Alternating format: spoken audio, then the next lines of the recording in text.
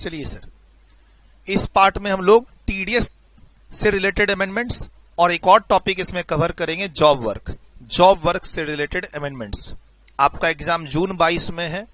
मेरे सामने 9th addition की बुक है, तो as compare to 7th edition की बुक जॉब वर्क में क्या चेंजेस आए हैं वो डिस्कशन कर लेते हैं। फिलहाल सबसे पहले स्टार्ट करते हैं टीडीएस से।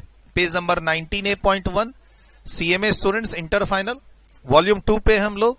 सर टीसीएस में कोई अमेंडमेंट्स नहीं है, टीडीएस में एक छोटी सी अमेंडमेंट है, उसमें से थोड़ी बहुत तो आप पहले से जानते हो, क्लास में सुने हुए हो, ठीक है। आते हैं फटाफट पेज नंबर 6 पे। As a part of December 21 amendments, मैं आपको ये पोर्शन करवा चुका हूं जो यहां पे लिखा हुआ है, क्या कि टीडीएस सर्टिफिकेट अब डिडक्टर को इशू नहीं करना है, पोर्टल से डिडक्टी खुद ही डाउनलोड कर ले। जीएसटी वाले टीडीएस की बात हो रही है, इनकम टैक्स वाले टीडीएस की बात नहीं हो रही।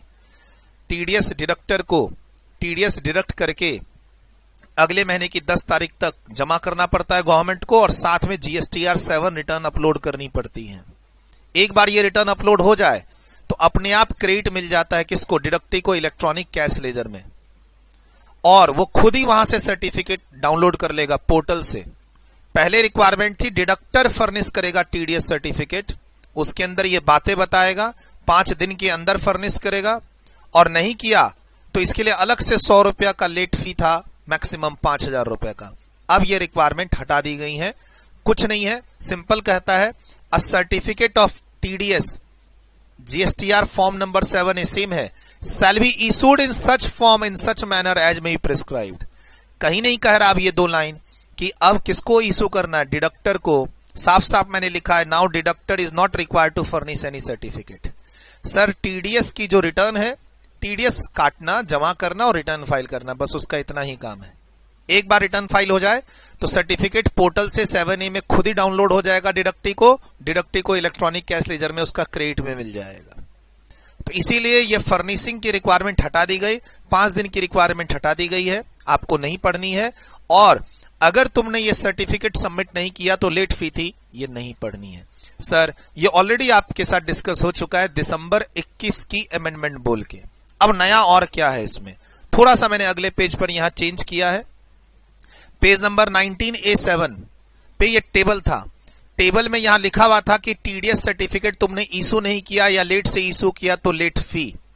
तो सर अब तो डिडक्टर इशू ही नहीं करता, अब तो पोर्टल से आप डायरेक्ट डाउनलोड कर सकते हैं, तो ये लेट फी की रिक्वायरमेंट हटा दी। एक और चेंज हुआ है यहां पे, late filing fee, late fee in case of late filing of TDS return. Return chapter में हम लोगों ने सेक्शन 47 की अमेंडमेंट पढ़ी, जो नॉर्मल रूल था कि 100 रुपए पर डे का लेट फी लगता हुआ मैक्सिमम 5000 रुपए जाएगा।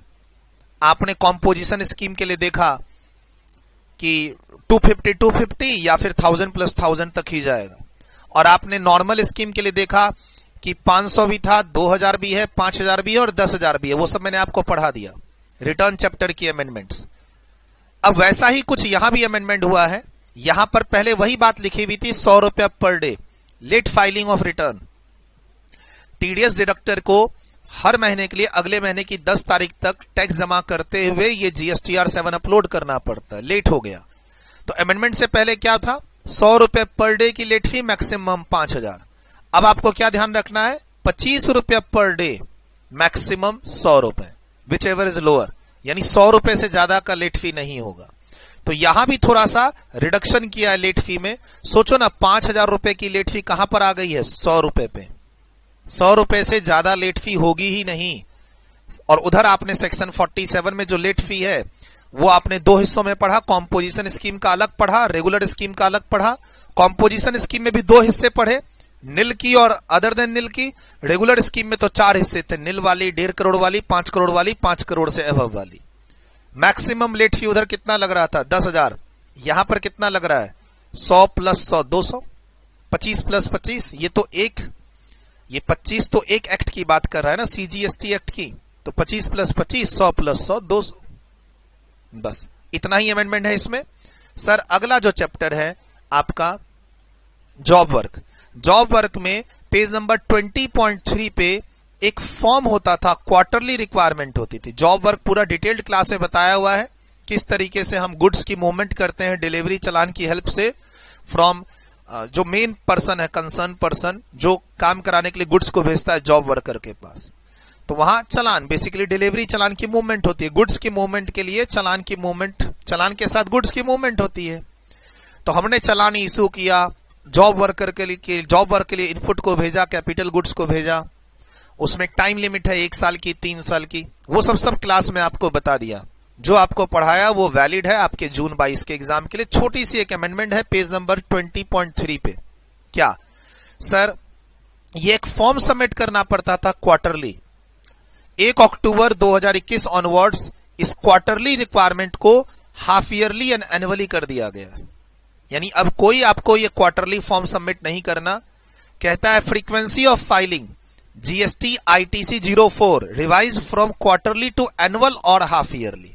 क्वार्टरली का कॉन्सेप्ट खत्म, या तो हाफ ईयरली या ईयरली। ईयरली के केस में साल खत्म होने के बाद 25 अप्रैल तक। हाफ ईयरली में क्या होगा, सितंबर का 25 अक्टूबर और मार्च का 25 अप्रैल। बस तुमको इतना ध्यान रखना है। क्या कहता है पढ़ लेते हैं, एक छोटी सी अमेंडमेंट है इसमें, ये भी कंप्लीट आपकी। The details of challan in respect of good dispatch to a job worker और received from a job worker during a specified period, quarter हट चुका, shall be included in the form GST ITC 04 furnished for that period on or before 25th of the month succeeding the said period or within such further period as extended by the commissioner। Sir specified period क्या है? तो अगर आपका turnover पिछले साल का immediate preceding financial year, तो अगर अमेंडमेंट 21-22 की है, फाइनेंशियल ईयर 21-22 की अमेंडमेंट है, तो हम फाइनेंशियल ईयर क्या देखेंगे 20-21।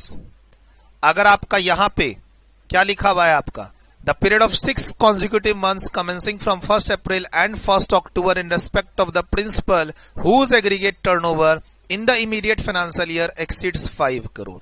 तो सर एग्रीगेट टर्नओवर 5 करोड़ से अधिक है, तो यहां पे अब क्या हो गया हाफ ईयरली।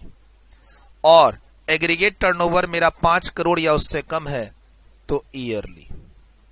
अब ईयरली के लिए क्या डेट होगी 25 अप्रैल।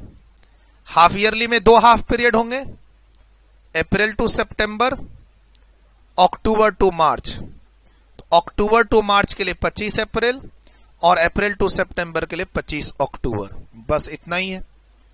फॉर्म नंबर जीएसटी आईटीसी 04 की फ्रीक्वेंसी पहले क्वार्टरली थी, 1 अक्टूबर से अमेंड करके इसको क्या किया गया है, कुछ लोगों के लिए हाफ ईयरली, बाकी सबके लिए एनुअली। हाफ ईयरली किसके लिए, वो प्रिंसिपल जो जॉब वर्क पे सामान भेज रहा है एंड जिसका पिछले साल का टर्नओवर, एग्रीगेट टर्नओवर 5 करोड़ से अधिक है। बस इतनी छोटी सी अमेंडमेंट है, बाकी ये भी चैप्टर कंप्लीट। इस पार्ट में 2 अमेंडमेंट्स हमने कवर किए, एक जॉब वर्क से रिलेटेड और दूसरा आपका क्या था टीडीएस से रिलेटेड। टीसीएस में कोई अमेंडमेंट नहीं है।